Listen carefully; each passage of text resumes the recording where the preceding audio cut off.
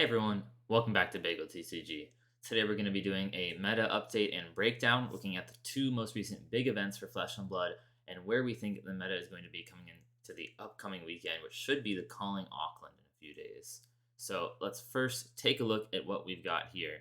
Let's take a look first at the most recent event, which was the Battle Harden in, I believe, Italy here. And we can see the meta breakdown right here on the screen. Pretty diverse, actually, especially among the top 5 heroes you can see, all within 2 played of each other, right? I mean, 21 for all 3 of these heroes, and then 19 for those 2. Pretty diverse in the top 5 heroes with Icelander, Briar, Dash, Dromai, and Phi all making that up. And then we've got kind of a second tier right here with 11, 11, and 9 for Oldhim, Rhinar, and Bravo. And then another kind of drop down under that to Lexi, Dorinthia, and then kind of everyone else. Everyone else is sub 5 under that, and even these are pretty close to 5. But really, I see this top 5 most played heroes, and then these under it with the Guardians.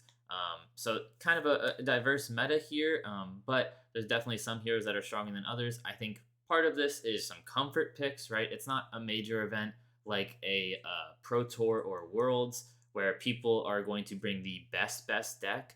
I think if everyone was wanting to bring the best deck, they would probably just bring Icelander, but she's pretty difficult to play at top level. Most people aren't going to be able to pilot her to the success of Michael Hamilton.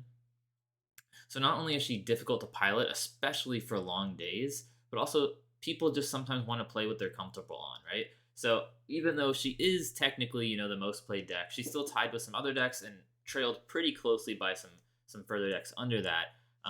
And so you can see a pretty diverse meta here. We've got 3 aggro decks with Briar, Dash, and Phi, all pretty aggressive decks. Then we've got 2 more controlling decks with the Icelander and then Oldhim under here. And then Dromai here, obviously here to prey on the controlling decks. She loses to aggro traditionally and beats these controlling ice decks. And then we've got Rhinar in here.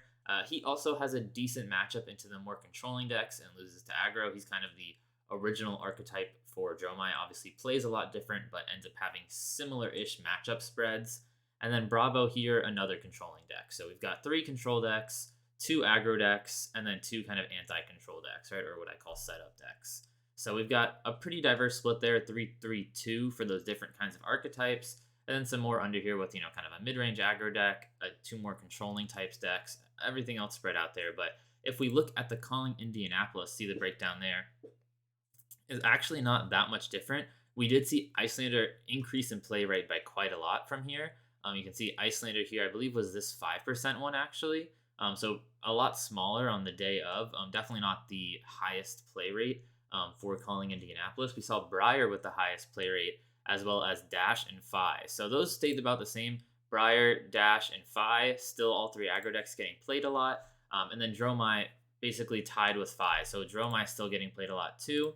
But then we saw Icelander increase in play rate by quite a lot here, from the 5% she was at before to being tied with the 15-10 range of the other heroes.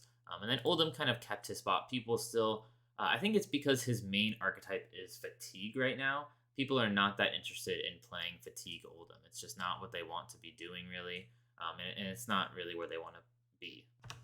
But we'll actually see that the top 8 ends up being pretty different between the 2 metas here. So as you all saw in the Calling Indianapolis, it was pretty much dominated by the ice decks. I mean, we saw 5 Oldhims make it to the top 8, which is pretty insane considering he was only making up, that 6% of the original field, ends up converting to 11% on day 2 and converting even better into the top 8. So people definitely had a big scare from Oldhim there. We saw 2 Icelander, which was still a pretty good conversion for her play rate, and then 1 Briar, which is kind of what you should expect at least one hero if they're making up 25% of the day 2 meta and 16% of day 1, right? So based on her play rate, Briar should be in the top 8, but the amount of Oldhim, and then even to some extent the amount of Icelander, I mean, it's not a surprise to have 1 Icelander in top 8.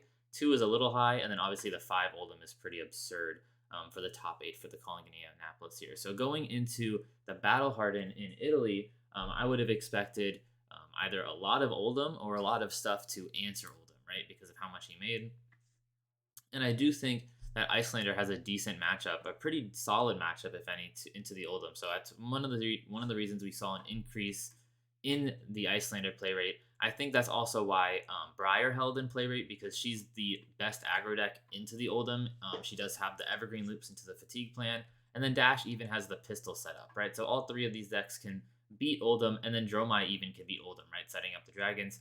Fi definitely has one of the harder matchups into the Fatigue Oldhim, unless you're really talented Fi who can kind of pitch stack and set up in a way that the Oldhim can't block it out. But into the traditional Fatigue Oldhim, he's going to struggle a bit. So it makes sense. These four heroes are a bit higher than him. But if we look at the top 8, we have actually a pretty diverse top 8 here. I think every hero is a one of except for the 2 Icelander. And it's not that crazy to have 2 of the same hero, especially when she is, tied for the most played deck and what I personally consider to be the strongest deck right now. So not a crazy surprise to see 2 Icelanders in there. But from there, we see basically one of most of the other popular heroes. We actually didn't see Briar make it into the top 8, which is a bit of a surprise, and we didn't see Dash either. So that is a surprise to me. Neither of the other top played heroes made it into the top 8. We would have expected that, at least based on their play rate, right? But we did see a Fi and a Dromai here. So for the other 2 top played heroes, we saw an Oldhim and a Bravo. So those also made it. We saw a Lexi that made it. And then we saw a Viserai. So one of the 4 Viserais made it. That's definitely a surprise as well. But you should definitely check out the most recent Viserai deck tech I made, because they were playing a pretty similar list overall. It was with pummels. It was doing basically the same game plan. It had a few different cards that I don't personally agree with, but definitely a pretty similar list, and made it to the top 4 actually at this event.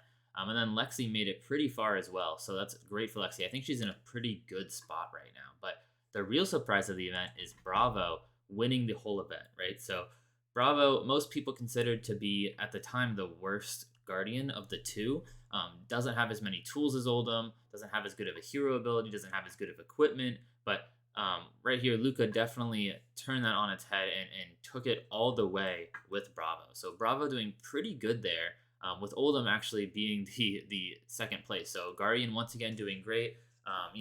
Obviously 2 different Guardians this time, and they definitely have some different play styles, but they're both, in the end, more controlling anti-aggro decks, and both doing pretty good here, making it into the finals with the Guardians. The Icelanders didn't actually make it out of the top 8, so I'm not sure what their pairings were, but they might have got paired into some of the other decks here. Obviously, they got paired into some of the decks that won through, so it's a surprise if they lost to some of the Guardians, although I can see maybe them losing to Viserai or Lexi a bit more. But a pretty diverse meta, and it's nice to see. Makes you feel a little bit better after looking at this top 8 here for Calling Indianapolis, where we had 5 Oldhams. That's pretty extreme. I don't think it's ever bad, obviously, to have 2 of one hero in the top 8. That's not like any kind of meta problem. If we had 4 different heroes in the top 8, each as a 2 of, I'd say that's still decently diverse to have 4 playable heroes. But this is obviously only 3 heroes, with one of them absolutely crushing the representation. So it was definitely a little scary there, but it does look like possibly North America is just an Oldhim region, just people really like Oldhim there, or he just didn't perform, or people found answers. Something happened where Oldhim just didn't perform quite as well in Battle Herd. Obviously, one of them made it to the final, so he still did fine, but not quite as far. So happy to see this more diverse meta. I know we won't be in it for much longer. We've got, I think, about a month until the release of Outsiders officially, and then a month after that until the Pro Tour that we're going to see in Baltimore. But we're still in this meta for a while. We still have some big events like the Calling in Auckland coming up. So with the Calling in Auckland coming up, we should see, hopefully, a diverse meta again, similar to this one. If I had to make predictions, I still think Icelander is the best deck. So I would say Icelander, number 1 probably wins the event. I'd say another 2 Icelanders make top 8, because that seems pretty consistent now. Two Icelanders make both top 8s. So I'd say 2 Icelander make top 8, and one of them wins the event. I'd say an Oldhim obviously makes the top 8. So I'd say at least 1 Oldhim, maybe 2 Oldhims make top 8. And then I wouldn't be surprised if we see, a Bravo, a Briar. People love playing Briar. People love playing Bravo. Dromai makes top 8. So let's say 2 Icelander with one of them winning it, 2 Oldhim, a Briar, a Dromai,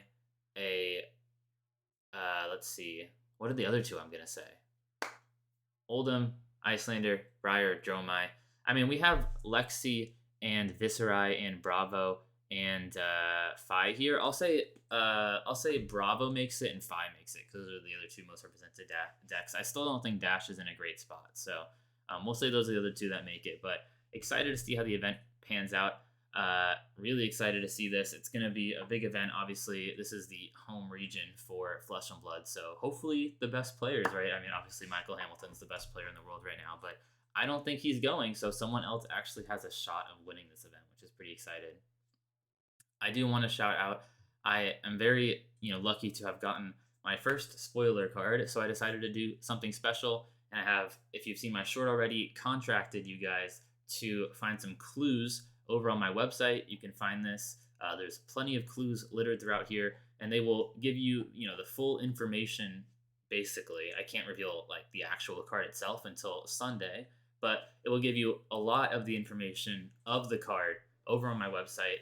Also, if you ever want to support, I have upcoming for outsiders some draft tier list and guides, and then I have a few, I think 5 right now, regularly updated deck lists that I update as I play with notes and matchups for most of them as part of my Patreon. And I've just made it like a kind of a one thing only. There's not tiers to my Patreon. There's just the $5 a month tier.